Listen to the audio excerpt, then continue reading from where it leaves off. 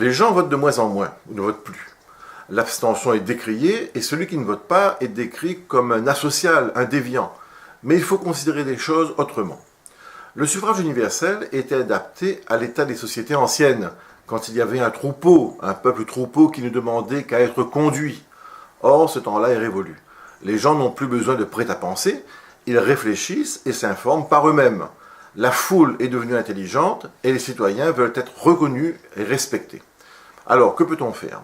Eh bien, il faut mettre en place de nouveaux outils de démocratie pour gérer autrement les affaires communes. Un jour, les élus devront, avant de prendre une décision, s'assurer du financement et de la légalité, comme c'est le cas aujourd'hui, mais ils devront de plus consulter les gens qui auront à vivre avec cette décision. Bien sûr que ce ne sera pas facile à mettre en place, mais pour nos ancêtres, il n'a pas été facile non plus de renverser les tyrannies. Pourquoi devrions-nous baisser les bras ? Parce que c'est difficile.